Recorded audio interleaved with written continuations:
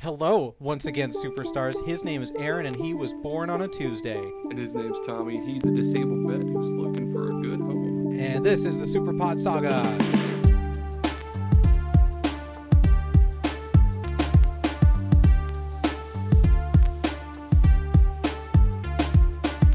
That's right. That's what you're listening to is the Super Pod Saga.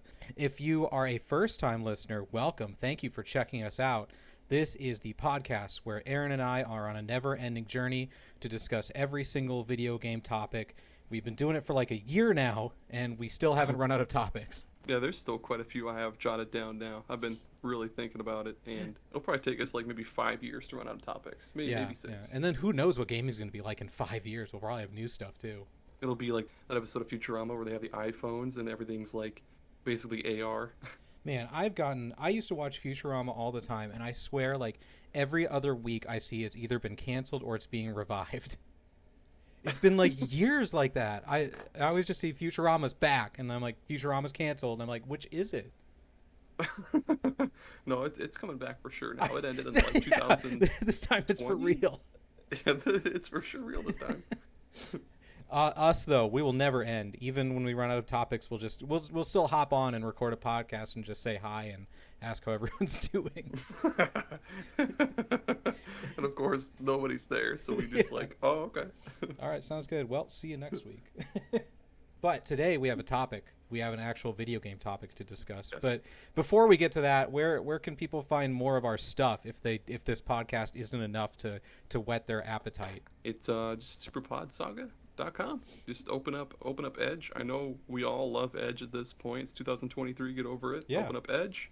Go to superpodsaga.com. And all of our previous episodes, blog, leave us a review on the website because that'd be cool. You can check out the support page because we have a Patreon. It'd be cool if you could toss a few bucks our way. But if not, thank you anyway.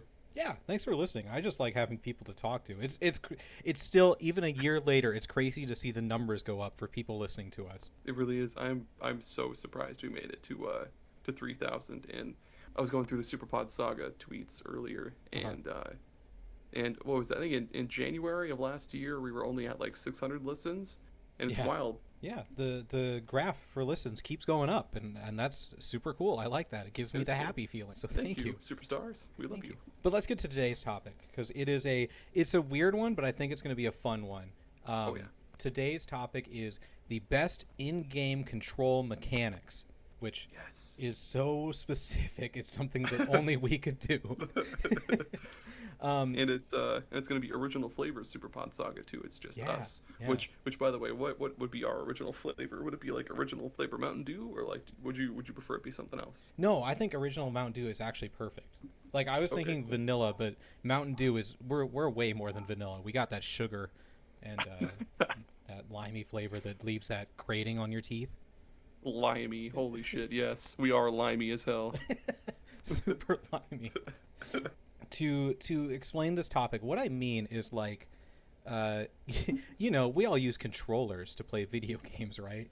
And every once in a while, a game will use the controller in a way that is unexpected, in a way that like something only video games can do. Like everything you use the stick to move forward, but I don't know, sometimes games do special stuff. And we're gonna talk about those special things that you can only experience with a controller or other things, I suppose. Like I'm sure we could talk endlessly about the DS and Wii special mechanics, and I'm sure we'll talk about some. But does that make sense, Aaron? Yeah, that absolutely makes sense with everything I jotted down. That's perfect. Good, because we don't talk about our picks before we record. We just hope we're on the same page. I'm going to start because this is my topic, and I think the best starting point and example of this is it's the active reload in Gears of War. It's not very exciting, it's not very sexy, and we'll definitely have more fun things, but I think just to set a baseline, it's the active reloading in Gears of War. For those of you who don't know, in most shooter video games you hit a button to reload and then the reload animation plays while you get more bullets in your gun, and that's it. In Gears of War, you hit the right bumper to start the reload, then there's a little line, like almost like a golf game, like the Mario Golf, and you have to hit the right bumper again at the perfect timing to reload your gun at the maximum speed. If you hit the button the second time too early or too late, your gun jams, and he hammers away at it, and it takes longer for the reload. Just beats the ever-loving fuck. He does. He's just like, oh, just smashes it, yeah. And it's perfect. It's wonderful because it takes something that you never ever think about in a shooting game and makes it like stressful, because you'll be in the middle of these horrible gunfights and things are running at you and you need to wait to hit that reload button for the second time, and if you mess it up, you're gonna get messed up. Oh, I didn't even try to say it like that. That's a good one. Yeah, I like that one. That was really unexpected of them. You never see it anywhere else though. Yeah, unless they patented it. I don't think any other shooters do that same kind of thing. Everything else is just, hit X or like B if you want to be real saucy and zesty or something like that. Or I'm sure back in the PS2 era, there was like click the right stick into reload because they always had something weird. Yeah, there were I'm pretty sure there's a couple modern games where you do that, where you click the right stick to reload or something like gross. that. I hate that. It's weird. What were they thinking? I mean, it's not so bad, but I feel like sometimes you accidentally hit it when you're just trying to aim totally. up. Well, I guess you didn't aim up with the right stick in the PS2 days. It would be like, I don't even know. It doesn't even do anything. You just click it into, Yeah. And now every shooter has to have a ping button. That's a new thing. Mm-hmm. Well, speaking of pings, I guess my very first one was I guess this is a game that I bring up a lot. We'll do the map drawing in Etrian Odyssey. Yeah, that's a good one. That's good. Tell me more. So, Etrian Odyssey, when you're in a maze, it's all first person, and the map drawing really adds like that extra layer of immersion. You make your own characters at the very beginning of your guild of like 5 adventurers, and I usually just kind of role play everything in my head. Like I'll come up with, like, you can pick their voice and like how they look and all that shit. So I'll usually just like make up a personality in my head for each character and like their different mannerisms and stuff like that. And every now and again when you're in a maze, you'll come across these little like, I guess like a text segment. It'll say something like, your adventurers come across like a tree that has fruit, and your adventurers are so hungry they want to climb that tree to get fruit. Like, how should we go about this? And I'll kind of picture everything in my head as it goes along. And the map drawing kind of adds into that too, because I just imagine one of my party members drawing on this like piece of parchment, like drawing the map as you go along, and yeah. So of course the whole bottom screen of the DS or 3DS is where you draw your map in those games, and I guess like the whole bottom screen, like the map screen, basically is made up of this huge grid, made up of like little squares, and yeah, you just draw along it. Walls here, walls there. If there's a lever somewhere or like a door, you just put a little icon there, like just drag and drop it. It's just super fun, and I always just imagine one of my adventurers drawing it as we go along, and it's super cool. Do you actually have to like backtrack and make use of the map? Because I have never played these games, but is it like, I almost feel like if it was just a dungeon for you to go through, most dungeons I think of in games, you just go through once until you get to the end and then that's it. Do you actually do like backtracking and need to have this map? Oh yeah, absolutely. Because awesome.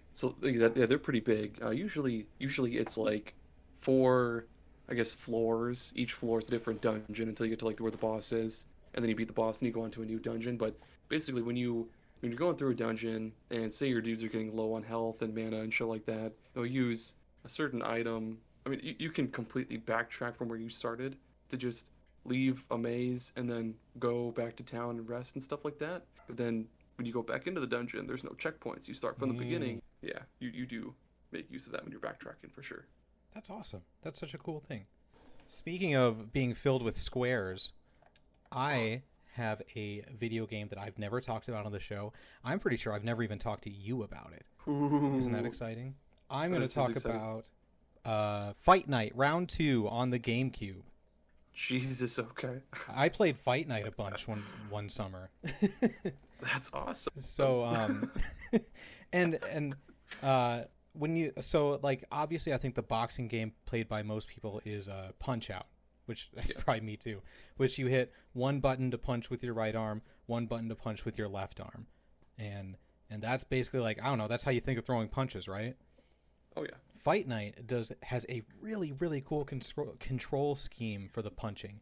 It's all with the right stick, and okay, so if you want to just throw a quick like jab, just a straight punch forward. You just push the stick up slightly to the left for your left fist or slightly to the right for your right fist. If you want to put some more power behind it and do like a hook, you push it straight to the side, either the left or right, and then push it up. So your character will like cock his arm back a little bit and go forward. If you want to do a full haymaker, you can like pull it down to the left and then swing it up to the right, or down to the right and swing it up to the left. And your guy will pull his fist back as you're like putting it back and do the whole motion as you go through with the punch. And it, first of all, it feels awesome because you're just like moving the stick and the guy's moving his arms in time with your stick, which is super cool. But it also plays into this risk reward system. Like, when you throw the jabs, just pushing the stick up, it's just quick punches that take almost no time, and they don't do a ton of damage, but it's easy quick punches. But if you want to do more damage, you're going to have to take more time to cock your arms back to throw them forward, which gives them an opportunity to block or to jab you. It just goes into this rock, paper, scissors game of you trying to read your opponent's punches to see how much time you're going to have, if you can throw a jab in there, or if you want to try and take a big uppercut if you see an opening. But if you miss, it's going to take you more time to recover and get back into place. It gets you in this flow that just feels amazing when you're playing it. And I only experienced that in the Fight Night games. That is really cool. This wasn't one of my picks, but it reminds me of, did you ever play any of the Skate games? No, I never did. Yeah, those, have you ever played any like Tony Hawk games before? Yes, I played one on the GameCube, American Wasteland, maybe? Nice, that's a good one. So like, for those, what was it? It was like, it was just the usual like A button to jump, and then you'd use like X and Y and all that shit to do different tricks. But like in Skate, you use the right stick exclusively for like for tricks. Basically, like you would hold it down and then flick it up to do an ollie, which is just a jump. And then you would like, for different tricks, you would use different, I guess, like directions with the right stick. So you would like hold it down and do like a full circle and flick it up, and you would do like a kickflip or something. And there was just all sorts of other sweet shit that you could do with that. That's those types of games. That's cool. Making good use of the sticks. I feel like I said, I never played it, but I played the Tony Hawk one, which was all buttons and moving the C stick around. Which, man, I still remember it was like pretty easy. Just like it was like, go to this place and do this trick. And then one time it was like, okay, get a score of 7 bajillion in 30 seconds. And I was like, I don't know how to do this. And I tried over and over and over again because I had that childlike freedom and no time to do anything. I spent like 4 hours just trying to get this score. I ended up just jumping on a pole and spinning around endlessly until I got it. And then in the meantime, Kiss's "I Want to Rock and Roll All Night" is just playing on a loop. Over and over again. Oh, man. I remember you could grab onto the back of a car to get you to go places faster, and I thought that was the coolest thing in the world. Yeah, skitching or whatever the hell it's called. Whatever the weird term. Oh, my God. I love skitching, man.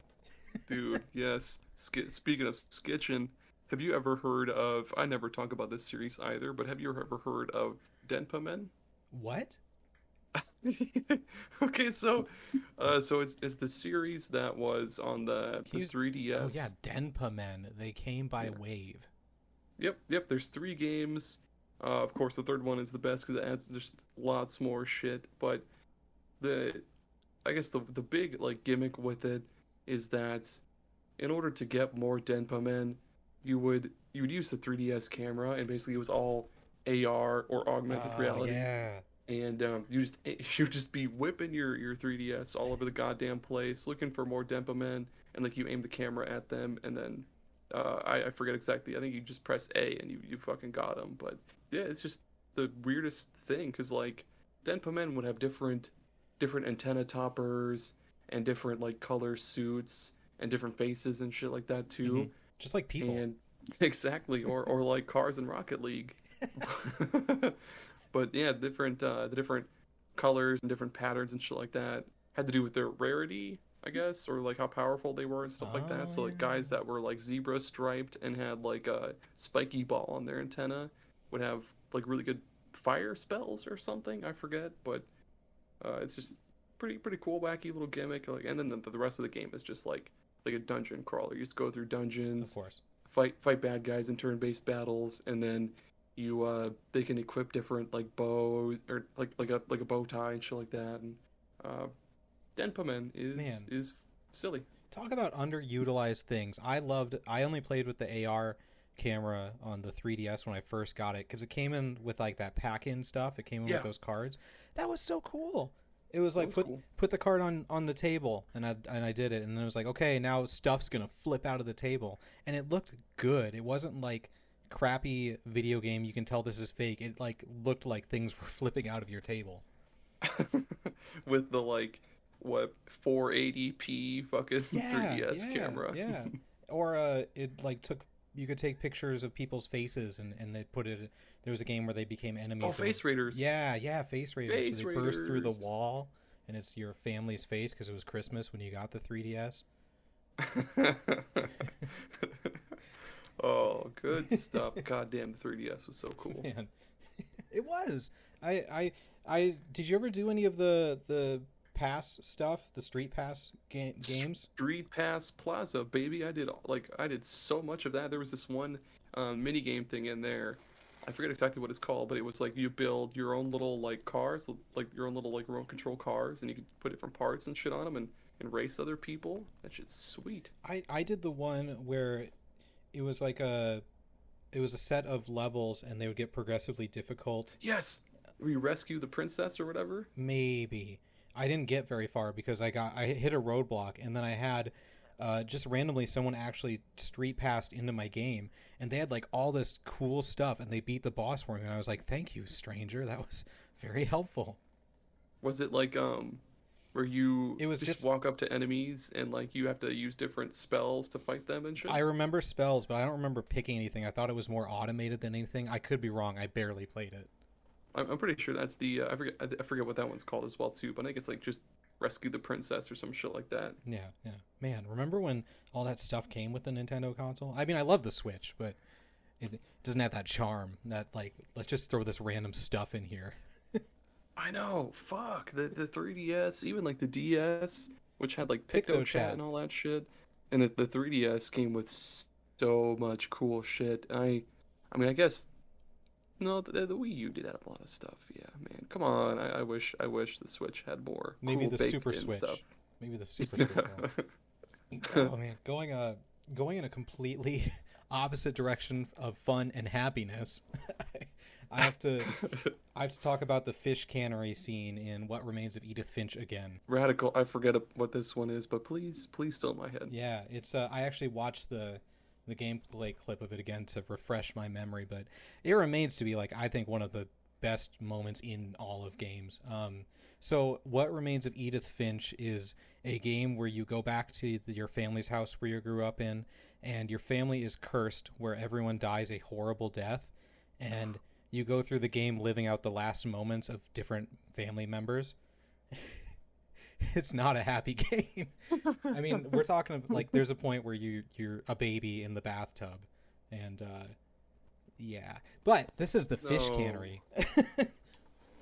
And it starts with you finding a letter from I want to say it's your cousin or nephew or something, from his therapist, just talking about their work in his therapy sessions. He was a drug addict, but he had recently gotten clean. He got a job at the fish cannery, and it was just kind of correspondence about how that was going. And you take over as him in the fish cannery. You're just overlooking, like, it's just like a metal tray, and fish come in from the left, and you use one stick to just grab them. You just move your hand over, and it just grabs them automatically. And then you move it to the right to the saw, and it saws their heads off, and then you shove it up. So it's just moving to the left to grab a fish, move it to the right to cut the head off, throw it up to go to the rest of the way. And as the therapist is narrating what was going through, in the top left, it starts up his little imagination of what he was imagining while he was doing this fish cannery stuff, because his life was boring and he needed an escape from what his reality was. So on the top left, you just control him as like a little top-down adventure. It's super simple. It starts off as just like walking through a cave, and then you get a boat and you get some like choices to make. It was like, and then one day he met A, and you get to pick either a king or a queen, and it just does all these choices and stuff. And as the whole time you're doing the fish thing, so there's this thing going in the top left that you're controlling with the left stick, and you're cutting fish heads with the right stick. And as you're going, the imagination gets bigger and bigger, and the graphics get more and more complex as his imagination takes over. And the therapist, this is getting further than the controls, but that's okay. The therapist like starts talking about how one day he told me that he met a friend, and in his imagination he finds a dog. And the therapist says he told me that he still wanted to start a band, and you see in his imagination it's a bunch of guys with instruments following around. So it's just this thing where, like, you know, he's telling the therapist of all this stuff that's going great, but none of it's real. And you're the one controlling this whole thing, and it just feels horrible. And man. Eventually it takes over everything. You don't even see the tray anymore. You barely see the fish because his imagination is just taking over his real life. And I won't spoil how that scene ends, but, you know, it's pretty tragic, pretty dark. But just having to control that. And I don't know, it just really made me connect with some of the dead-end jobs I had in life, like when I worked at Walmart and just standing there being bored out of my mind. I literally would, for hours a day, just try and stack pennies as high as I could on their sides, because you can put them on your sides and get like 2 or 3 up there. Or I would just like make things out of rubber bands and boxes, and just I know that feeling, dude, and just having to go through the motions of life while imagining a better thing, that really hit home. I need to play that game. That does sound super interesting. It's like all puzzles, isn't it? Or is it more of like a walking simulator? It's definitely more walking simulator, and then you interact with people in their last moments. Okay. This still sounds interesting. Yeah, that does suck though. Holy shit, here's a wild one for you. So the world ends with you. Ooh, oh my gosh. Talk about a control scheme. Not the Switch version or like the mobile phone version. We're talking about like the DS version, because that one was pretty goddamn complex. Because like so like the bottom screen, obviously the touch screen, that's where you do your, like, I guess Neku's psychic powers and shit like that. And depending on like what pins you had equipped, you could do certain things. Like you could scratch an enemy with the stylus for like a few seconds and they would start on fire, or you could like draw a circle around them and it would freeze them, or you could draw an arrow on the bottom screen and it would shoot an arrow at the enemy. And there's all sorts of different stuff you could do. Like I said, there's a billion different pins you could equip for different cool shit. But the top screen you would use to basically input commands for your partner, and depending on who your partner is, they would do things a little bit differently. Like the first one, I should have researched this. I forget what her name is, but she had her little teddy bear thing, and you would use the D-pad to like do different moves and shit, and you could do these like super moves that combined like the bottom screen with the top screen. So you would do something on the bottom screen and go to the top, and you'd put in like these input commands, and then bottom screen again to kind of like go back and forth a couple times, and then kablam, the enemy is just fucking dead. And then it was you won the game. Yep, super cool. That game, I had that game, and I just could never get used to the controls. But what I will say is it absolutely blew my mind with all the different motions or like drawings that the screen could recognize and register. It was tons. Like, you weren't kidding about 1 billion different things. There were 1 billion different things you could draw or scratch or whatever, and it recognized all of them pretty well as from the bit that I played. Yeah, and then with the Switch version, they really simplified it because it's just all on of course, the touch screen. You could do it with, I think, like motion controls with the Joy-Con, and I don't know if you could use it with like the gyro controls on a Pro Controller or not, though. But yeah, I'd say the DS version is without a doubt, best way to play. Yeah, absolutely. Gosh, you just reminded me of 2 games I didn't even have on the list. But I'm going to talk about them anyways. The first one is ARMS, which I only played the demo of, but I still loved it. That talk about boxing games. How did I not even? So ARMS felt so good. Amazing to play. I would never spend $60 on it, but that demo was super fun because it's like a rock, paper, scissors. You played it more than me, so correct me whenever I say anything wrong. But the fun thing was throwing your fists out and then turning the controller to turn your fists as they're flying through the air. Mm-hmm. Oh my gosh, that was so cool. When have you ever done that? When have you ever thrown a punch and then been able to aim it through the air? And you're right, it absolutely is like a rock, paper, scissors thing, because you gotta time that shit just right. Because if you throw your punch, of course, with the springy arms, you gotta wait for it to come back. Yeah. And like that gives your opponent this time to just punch you right in the face while you're waiting for your arm to come back, or like while you're waiting for your arm to come back. And then you could was it you could block to, or yeah, Yep. you could do the block to block a punch, Grab. or yep, then you could do a grab to counter the block, and then counter a grab, you throw a punch, and yeah, it's They had a so good. mode where it was the 3 people 1v1v1. That was just Yes. chaos. It was just fists flying everywhere, people being thrown. I was way in over my head, but like I said, while I played that demo, I just had a blast, like just standing in my room, because that was when the Switch first came out, and we weren't fully aware of how capable the controllers were for motion stuff, and Yeah. it really like made me a believer, just being able to turn and guide my fists through the air. And even if you're not using the motion controls, if you're just using like the Pro controller or something too, No, even after you press like the button to punch, you can still curve the punch with the stick. with the stick, get out of here. That's what I do.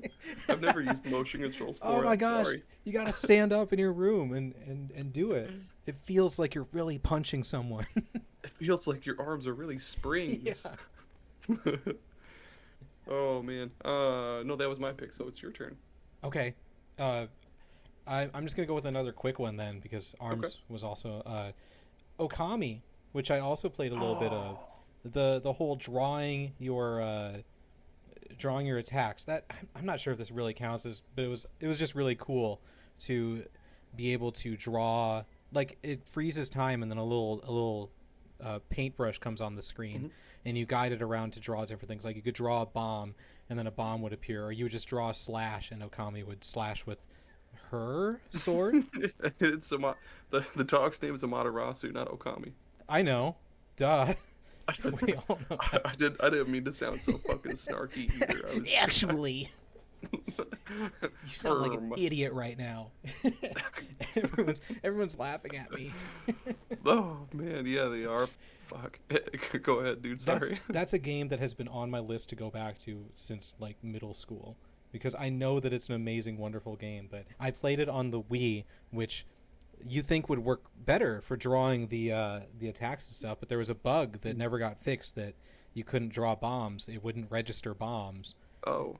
And I didn't know that. I just quit playing because I was like, I can't. Every time I drew the bomb, nothing would happen. It wasn't until years later that I went on the internet and Googled it, because I was like, what was up with that? And I saw other people complaining about the same thing.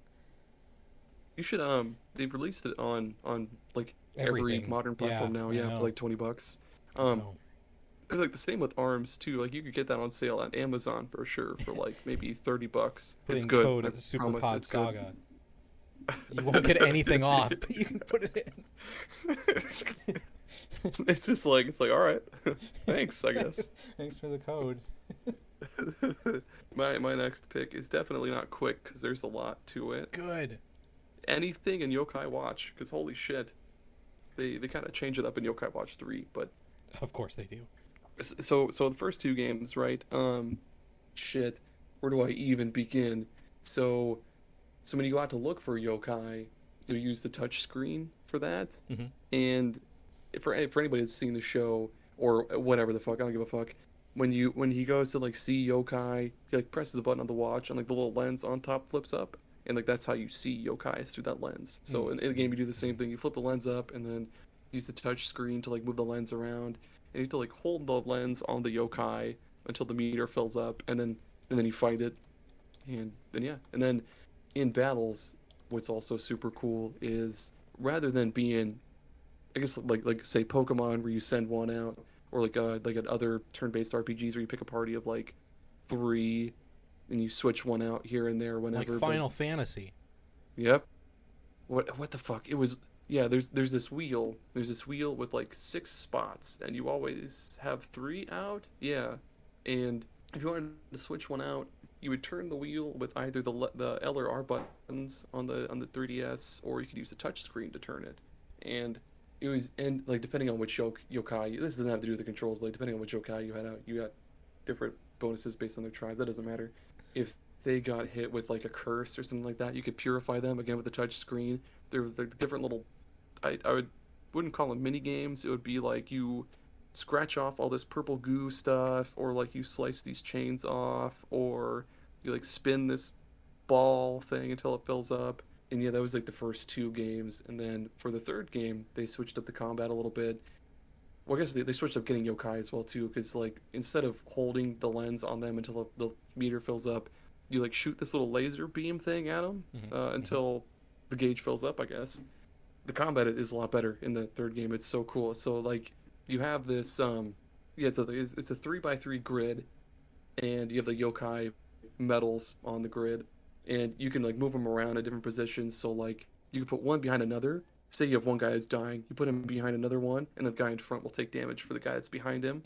Or if you put two yokai, if you put them together horizontally, when one attacks, the one that's right next to them will also attack at the exact same time. So you can do that to like link together attacks between all three of them at the exact same time, because otherwise they all will attack at like random times.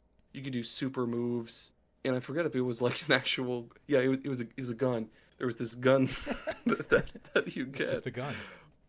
You can put different metals into it, and depending on like what tribe the yokai belongs to of the metal that you put in, it would have like different shooting patterns. Like I think tough, it would be like the shotgun like blast spread, or like eerie would just be this big fat slug. Yeah, then you would spin this wheel, and if it lands on like this one, you would do damage to the yokai by shooting it with the gun.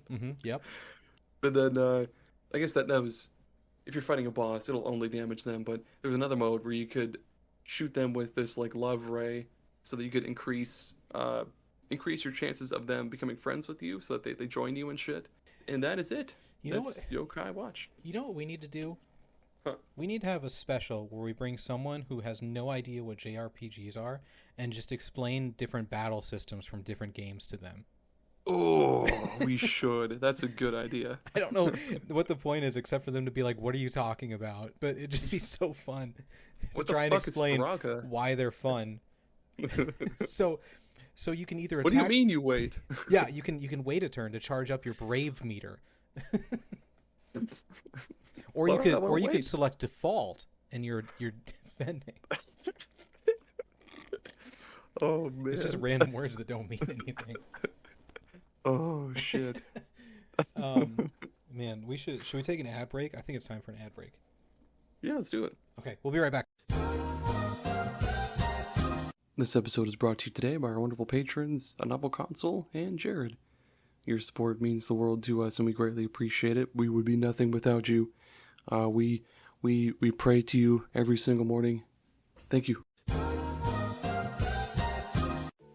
Hey, superstars. Are you a coffee addict looking for your next big caffeine fix? Or are you just tired of all the normal boring coffee options out there now? Well, you need to check out Bones Coffee. Bones Coffee has lots of different varieties of coffee flavors. They've got things like red velvet, cookies and cream, s'mores. They've got one that's called Jamaican Me Crazy that's really good. It's like caramel vanilla rum kind of thing. But they also have just your usual, salted caramel and French vanilla and all that stuff. They even have decaf and what's called high voltage, which is just extra strength. And they've also got espresso. They've got all sorts of cool stuff. Plus, if you use coupon code SuperPodSaga at checkout, you'll get 20% off of your order. And again, that's SuperPodSaga at checkout to get 20% off. You can also follow the link in our episode description. And yeah, why not? Use that one-time coupon code. Like I said, 20% off. It's great. Head over to bonescoffee.com. Get yourself some coffee, some cool gear like mugs or French press kits, stuff like that. Check it out. Okay, bye. Hey listeners, we've heard you loud and clear. You want more Aaron and Tommy in your life. You just can't get enough of the podcast and the articles and everything else. Well, we've got good news. We've partnered with those fancy schmancy AI companies, and we've made an Aaron and Tommy AI bots.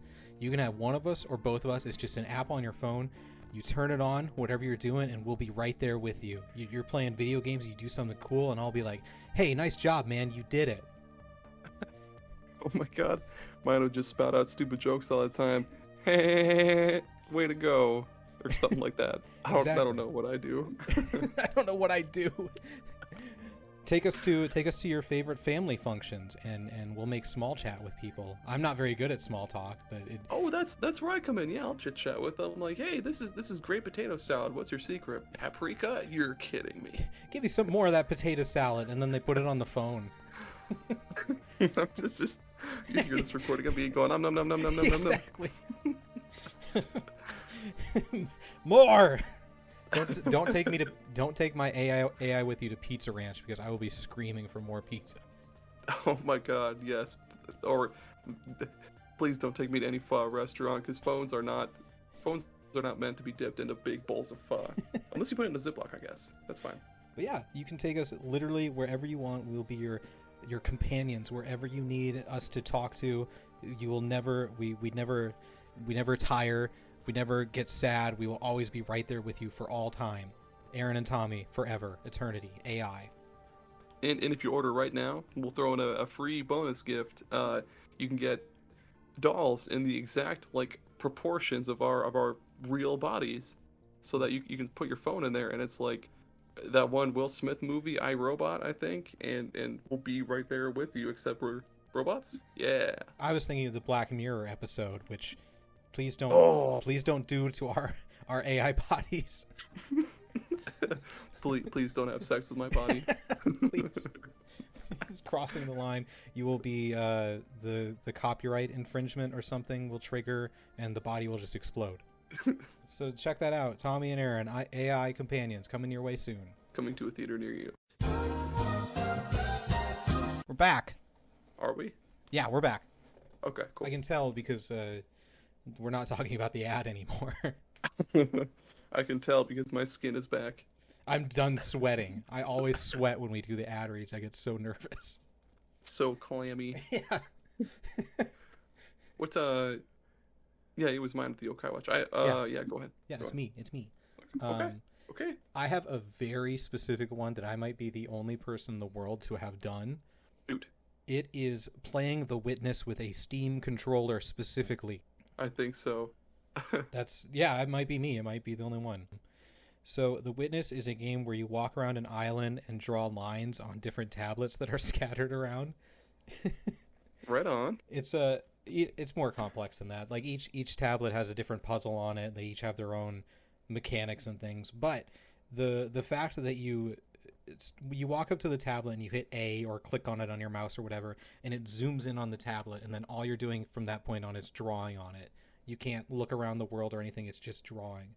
So using the Steam controller, which has this big old touchpad on the right side, as soon as I would zoom into the tablet, I would just actually draw it on the touchpad with my little finger.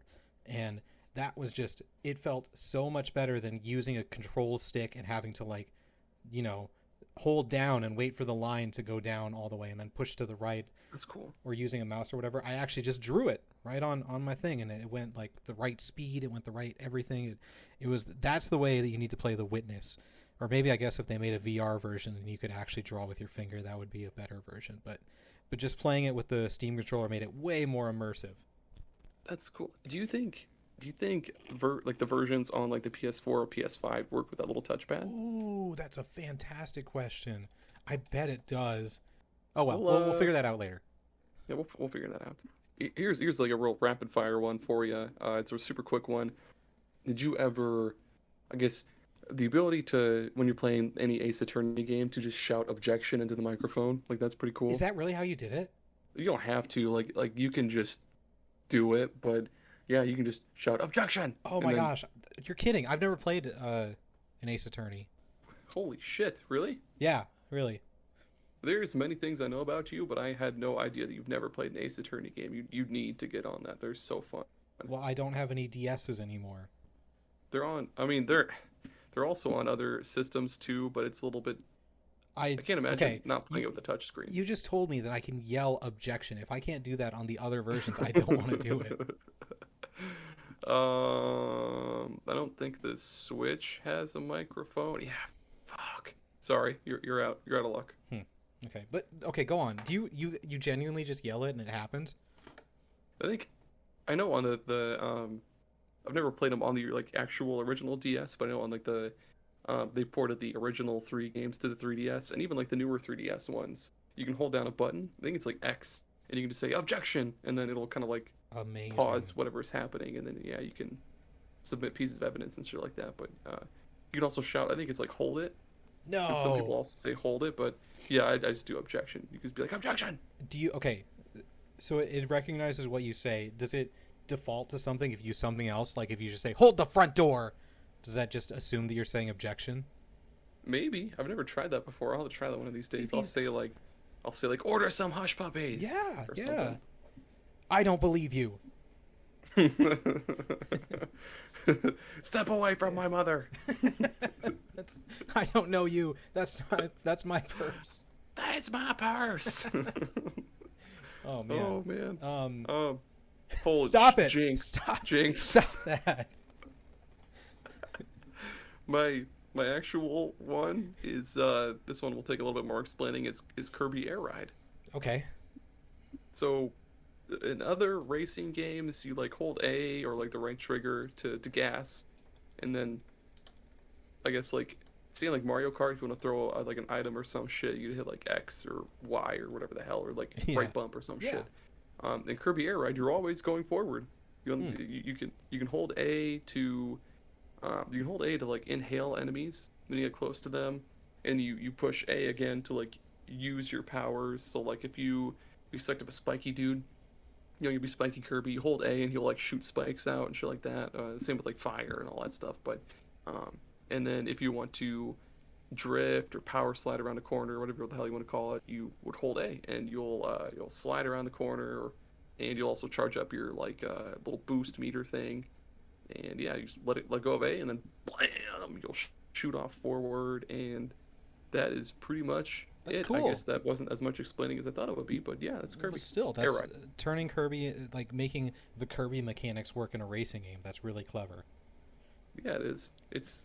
I think I wrote about this one in that article about one-off games that need a sequel. Kirby Air Ride, please make a sequel, bring it to Switch, do something, because I like that game. It's good. Yeah. Good game. You reminded me of the era where Nintendo just made control schemes maddening on DS for no reason. Like the Kirby platformer where you just drew lines to keep his momentum going. Oh, the rainbow curse? Yeah, where you couldn't move him. I never played it. I just saw people playing it where, you just draw lines on the screen and he rolls on the lines, and so you have to like launch him through to keep his momentum going. Wasn't there also one on the Wii Game Boy Advance, I think, where it was Kirby Tilt and Tumble? Yeah, you better be sorry. Game Boy Color was Kirby Tilt and Tumble, which I owned. It had a gyroscope in it, so you could tilt the controller and Kirby would roll around. Actually, it was the Game Boy Color. It was the Game Boy Color, you idiot. You fucking mongrel. Though that was cool though too. The one I actually wanted to talk about was the complete insanity of the Legend of Zelda DS games. Oh yes, that's a good one. Who would ever choose to control a Legend of Zelda game with just the touchscreen? That's so insane. If you would have asked anyone, they would have said no. And I think it worked okay. I never played all of the games, but I played most of them, and it worked okay, but there was no reason to do it. Like, okay, if you've never played a Legend of Zelda DS game, everything was done on the touchscreen. You would hold the stylus on where you wanted to walk, and he would walk towards it, and you'd draw a little slash to do the slash, or you could just tap, I think, and he'd walk to it. It was like a point and click Legend of Zelda, but there's no need for it because the DS has buttons and a D-pad. Oh, it's like the salad bar at Pizza Ranch, dude. Like, it's there. You don't need to use it, but it's there. I get furious when people get salad from pizza places. I even get upset that Pizza Hut has wings because it is Pizza Hut. I imagine you like peeking over the counter of the salad bar, like anytime somebody goes to grab like some lettuce or some spinach, you're just like, no, don't do it. What are you doing? This is Pizza Ranch. Or an old elderly woman walks by with a plate of salad, and I just give her the dirtiest look. Just flip it, just smack the bottom, spill it all over the place. Like, this is Pizza Ranch. I'm gonna do the clap thing. It's Pizza Ranch, not Salad Ranch. You fuck. It's a joke. It's a sick joke. I mean, you can get pickles and that's cool. They have pudding in there sometimes. They do have pudding. There was always something in the pudding. The pudding was never just by itself. There was always cottage cheese in it, or salad, Mandarin oranges. You could never get just the pudding. I'm gonna sound like a really, really, really old man here for a minute, but like sometimes I'll get some pickled beets because it just sounds good. But I can only eat one, then I'm sick of them. I am a cottage cheese fiend. I will eat all of the cottage cheese from anywhere. Holy shit! We went to this steak restaurant a couple weeks ago, and you get a salad bar, right? And I was like, yes, it's cottage cheese time, baby. That's why I'm here. And I went to the salad bar, and there's no cottage cheese, none. I literally came back with a plate of like just lettuce and shredded cheese on it because I was prepared for cottage cheese. I didn't know what to do. You just froze there. Yeah. You're like, what? Yeah, as Jenny was like, my plan is out the window. I'm broken, man. You just the single tear rolls down your cheek, like, oh shit! Like, Jessica, we need to leave now. We need to get out of here. Get in the car. There's no cottage cheese. Holy shit! Okay. I forget where we were with this. We were talking about Legend of Zelda on the DS. Okay, go ahead. I'm sorry. Okay. It did other cool things though, like you could blow into the microphone to play your little flute. That's stupid. No. But it was so fun the first time just to go, and then you go woo woo woo as you're moving the little flute around. Cool. What else was there? You could there was one time where you needed to stamp the map, so you had to close the DS and open it back up, and the stamp was on the map. Oh. All right. Could you slash the screen to attack enemies? Yeah. You drew little slices. Cool. The first one was more like Wind Waker, where it was out on the ocean and you could explore and you could fish for treasure and stuff. And then the second game, they're like, nah, none of that. You take a train around now. We got train tracks everywhere, and you ride your train around. And it was so stupid.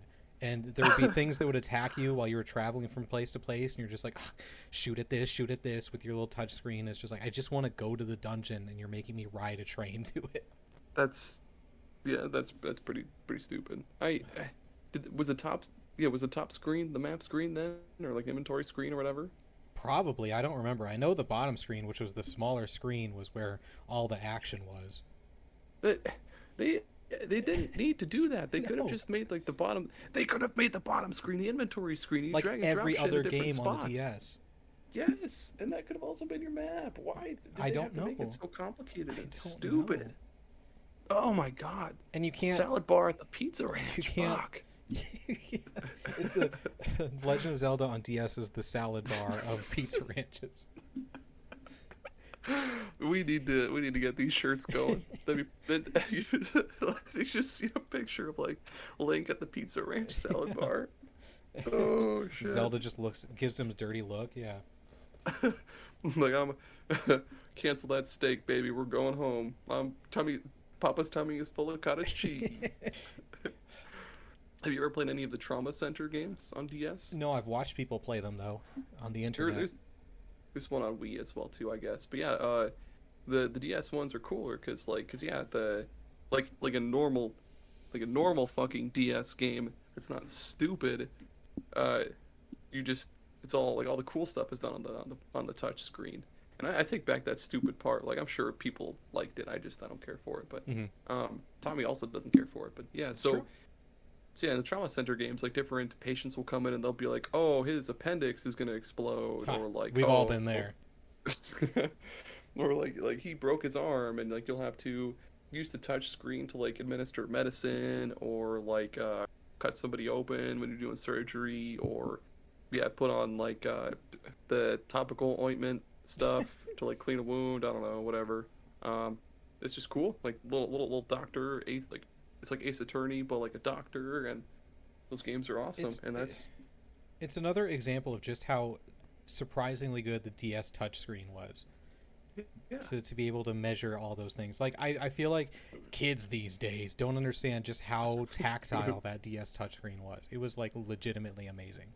Playing Roblox on their mobile telephones. Yeah, or Fortnite on their mobile phones. Go away. Did I ever tell you about when I got my appendix removed? No, I didn't know you had your appendix removed. I did. Rip appendix. That was like 6-7 years ago. I was just at work and my stomach was hurting real bad, and like none of the medicine was working, so I decided to go Did you go poop? No, there was no poop to come out. Was... Oh, whoops. So I went to like a medical place, and she like had me lay back. Medical place? Yeah. Like a hospital? Yeah. Shut up. Go ahead. And the lady was pressing on my stomach, and she hit my appendix, and I made a face, and she was like, "Oh, I bet that's it." And I'm like, "What?" And she's like, "Does it hurt when you walk?" And I'm like, yes it does. And she's like, "It's your appendix." And I'm like, "Okay." She's like, "Can I bring one of the students in here to show them?" I'm like, "Sure, that's fine." And she brings a younger student back, and she's like, "Watch his face when I do this." And she presses directly into my appendix again, causing me pain. She's just like, "See his face? That's how you know it's the appendix." I'm like, couldn't you just told her that with words? Man, that's such a, just thinking it back about, like, they're like, "It's your appendix, we're gonna knock you out, and then it's gonna be gone." I'm like, "Okay." And then they just do it, and I wake up and my appendix is gone. Medical stuff is weird. That is weird. I've never had anything removed, but I've had like, I forget what year it was, but I sliced my hand open with a pair of scissors. Oh, nice. It's because you're left-handed, wasn't it? I think so. My mom's old house is super old, and these windows, they're super stupid. You have to like turn this crank to open or close them. Mm-hmm. But if you're trying to close them, or I guess open them, there's this other latch on the side of the window used to like lock or unlock the window. Yeah. I know exactly what you're talking about. But the lock thing was broken, or no, the crank was stupid, so like it wouldn't crank in all the way. You had to like get something to like pull the window closed. Mm-hmm. And I could have had a butter knife. I could have had like a screwdriver. Nope, I had this pair of razor sharp scissors, and I was pulling the window closed, and they slipped, cut my hand open. Yeah, then I went into surgery because they had to reattach the tendons and all this shit. And I woke up and I was like, "Man, am I hungry?" Because you can't fucking eat for like 7 hours before surgery, which is stupid. And my mom took me to like Arby's or something, and it hit real hard. It was so good.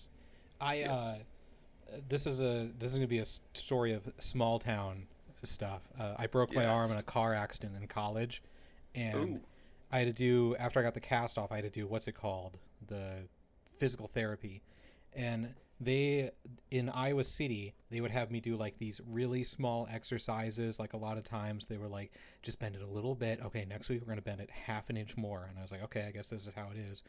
But then the summer came up and I moved back home. So I went to our small town chiropractor because that's the best we had. And nice. And he was like, "I got something for you." And he goes into a closet and comes out with a piece of wood with a bunch of screws sticking out of it. And he's like, "Every day I want you to screw this into the board and then unscrew it out of the board 5 times a day." What the fuck? Okay. I was like, "Okay." And he's like, "Tell me what they had you do." And I told him, he's like, "Classic big city. They're just trying to get money out of you. This is how we're going to fix your wrist." Oh my fucking god, dude. Of course. Was that I assume they didn't have a doctor's office in Ireton, right? Was that in Hawarden? Yeah, it was in Hawarden. Cool. That's where I did all of my physical therapy for my hand. They would just have me try to like squeeze a ball and like pull a rubber band or something. Yeah. They spared no expense. They spared no expense. Oh man. Speaking of not sparing expense, I only have one more on my list, and I'm glad that I get to talk about it because you should be embarrassed that you haven't brought it up yet. Okay, I am. I already am. It's controlling the course in Monkey Ball. Oh, fuck! God, I suck. Yeah, everyone's laughing again. Everybody listening to this is like, "Ha! What a fucking idiot, Aaron." You didn't say it. But yeah, I've played very little Monkey Ball, but even when I do, it's just super fun because instead of every other game where you control the character, in this game you control the course. You tilt the stick and it tilts the course around, and you have to try and move your little monkey ball around the course by tilting the course all kinds of directions. Sometimes you have to go over ramps or avoid obstacles, and it's all by tilting. It gets really difficult and frustrating. fuck, I can't believe I forgot all about. That was also in another article I wrote. God damn it. Those are so good. Did you have another one? Yeah, my last one is, well, I had a couple, I guess, but the other one doesn't matter. It's stupid. Yeah, stupid. My last one is Monster Hunter, because the controls in that game are just fucking insane. Gosh, a nightmare. It's so, yeah, of course you move the left stick, turn the game with the right stick, but controls are just super weird because I guess attacking is all right. So you use like combinations of X with like the right trigger and right bump, and it depends on what kind of weapon you're using. You'll do different little things, but if you want to change like what item you want to use, like if you want to drink a potion to heal up, eat some meat to get more stamina back, or just like throw a little kunai or something like that, you hold left bump, or no, yeah, you hold left bump or right bump, I forget, and then press like, it's like B and Y, I believe, or A and B, and you'll cycle through your different items, and like whichever one is like, I guess in this little icon in this holder thing, you'll push X or whatever the fuck to use it, and you'll drink it up. The controls in Monster Hunter are just like, they're weird. It's a nightmare. Yeah. Once you get used to it, though, it's like, I mean, I don't know how I forgot, but I'm sure once I step into the game, I'd remember instantly. That is the best though, when you get used to the complex controls and it just feels like you're piloting a machine. Yes. But that's it. Ooh. That's it. There's no more cool control gimmicks. No more at all. We didn't even talk about how you charge your saber up in No More Heroes, and that's impressive. Ooh, that's a good one too. My other small one was was Dead Space with the plasma cutter, pushing like bump to turn it like horizontal. That's a great one. That's a good one too. If other people think of ones, how do they tell us? Yeah, if they want to find our social medias or stuff like that, they can go to superpodsaga.com. And they can find like our Facebook, if you use that still, Twitter, all that stuff. You can check out some of our episodes, our blog. You can support us on Patreon too. That'd be cool. For $2 or $4 a month. But if not, hit us up and tell us what cool control gimmicks you like. Yeah, gimmicks. Yeah, or just keep listening to us. I like that you listen to us too. That makes me happy. That too. Yeah. If they want to keep listening to us, what are they going to hear us talk about next week? Next week, I think it'd be cool to talk about the like the whole Legend of Zelda series. Oh man, what great timing! What great timing! The whole series, we can do that. Yeah, we can do that. Easy peasy. 20 minutes in and out. It's 20 minutes. Yeah, it's good. It's good. Okay, bye. No. But yeah, so look forward to that. Check us out on other places on the internet. Thank you for listening. We love you. You're beautiful. Bye.